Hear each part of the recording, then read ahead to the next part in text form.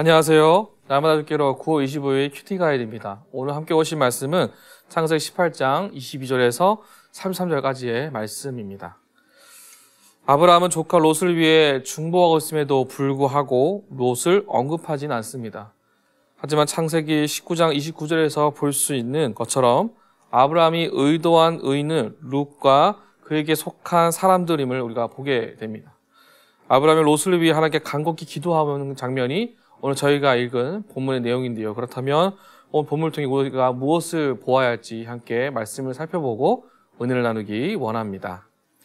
1번입니다. 하나님의 계획을 들은 아브라함의 관점은 무엇입니까? 25절입니다. 주께서 이같이 하사 의인을 악인과 함께 죽이심은 부당하오며 의인과 악인을 같이 하심도 부당하나이다. 세상을 심판하시는 이가 정의를 행하실 것이 아니니이까.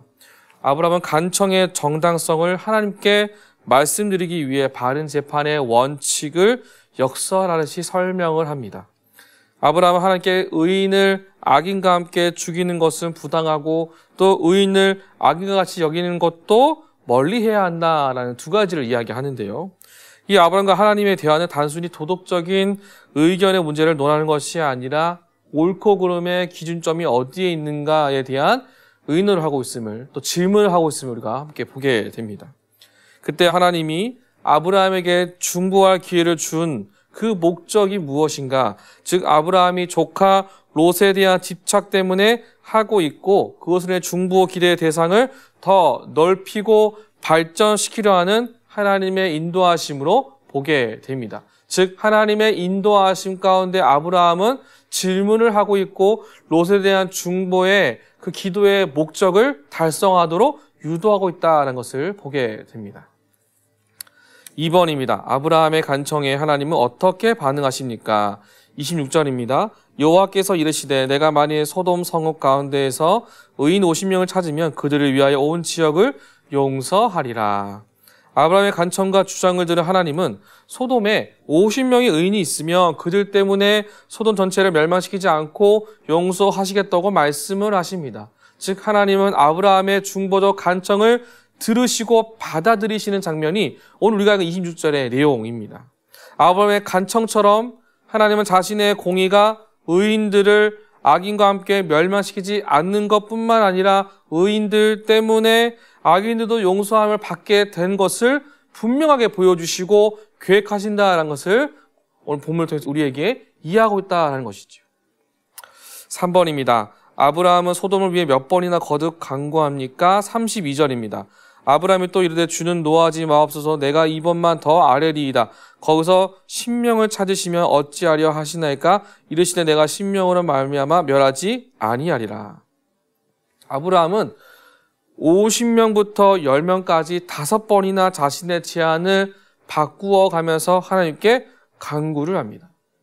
29절부터 32절 메시지를 보시면 반복적인 패턴의 문장으로 구성되어져 있습니다. 숫자만 50에서 10으로 줄어들게 되죠.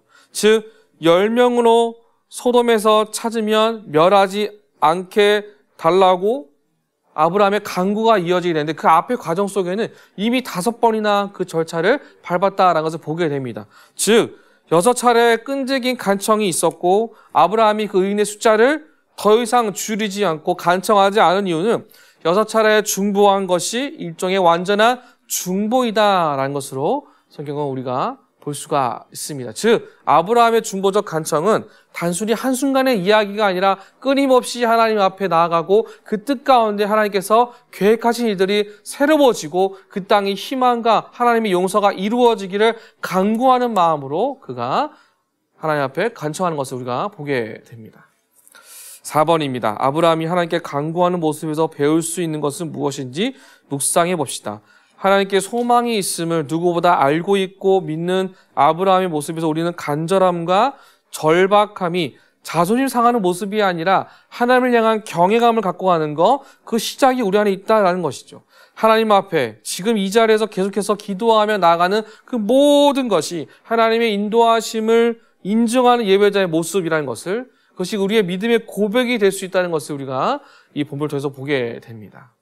마지막 5번입니다. 나는 타인과 열방을 위해 얼마나 간절히 기도하고 있습니까? 지금 내가 기도해야 할 대상은 누구이며 어떻게 기도할 것인지 생각해보고 실천해 봅시다. 우리의 기도가 능력이 없지 않습니다. 하나님께서 들으시고 기도의 응답을 통해 새 일을 행하실 것입니다. 하나님께 구하며 기도하는 모든 행위가 결국 하나님의 살아계심을 인정하는 믿음의 온전함이 우리 안에 있기에 우리는 항상 기도의 모양으로 간절함으로 나아가셔야 합니다. 이 아침에 이와 같은 간절한 믿음의 강구로서 기도의 강구로서는 저와 여러분 모두가 되시기를 주님의 이름으로 축복합니다.